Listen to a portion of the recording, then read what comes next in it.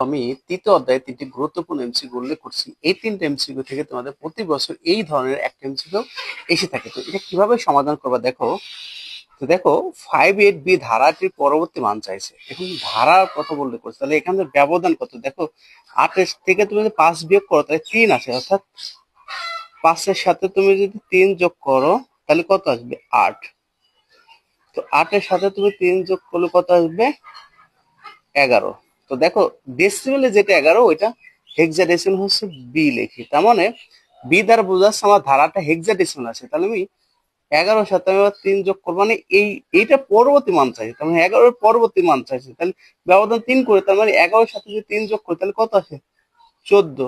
তো 14 কে আমরা কত লিখি লিখি, তার মানে এটা অ্যান্সার হবে হচ্ছে ই।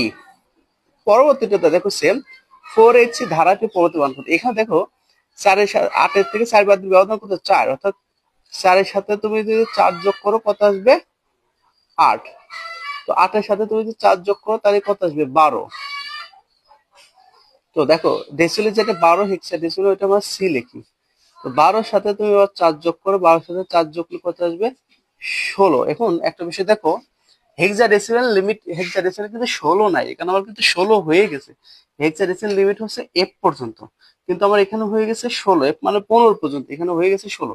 এটা কিভাবে অ্যান্সার করতে হবে দেখো, আমি সহজভাবে দেখে দিই। এখানে 16 হয়েছে না, হেক্সাডেসিমেল পদ্ধতিতে 16 নাই, তাহলে 16 লিখতে পারবো না। তাহলে বেস কত হেক্সাডেসিমেলের, হেক্সাডেসিমেল বেস কিন্তু 16। এই জন্য 16 থেকে 16 বাদ দিলে দেখো থাকে কত 0, আর এই বেসটা বাদ দিয়েছে একবার, এই জন্য হাতে কত 1, তার মানে এটা উত্তর হচ্ছে 10, অর্থাৎ এটা উত্তর লিখবো কত 10।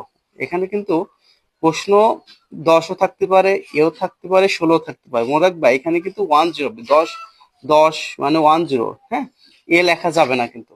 তো 5D 15 এইটা কিন্তু অনেক গুরুত্বপূর্ণ এবং কঠিন একটা এমসিকিউ। তো এটা ব্যবধান কত, 5-এর সাথে তুমি যদি 8 যোগ করো, 5-এর সাথে 8 যোগ করলে 13 হয়। তো মনে একবার ডেসিমেলের সংখ্যা পদ্ধতি যেটা 13 হেক্সাডেসিমেল, ওইটাকে আমরা কত লিখি ডি লিখি। তার মানে বোঝা যাচ্ছে ধারাটা আমার হেক্সাডেসিমেল আছে। এখন 13-এর সাথে তুমি 8 যোগ করো, 13-এর সাথে 8 যোগ করলে কত আসে 21।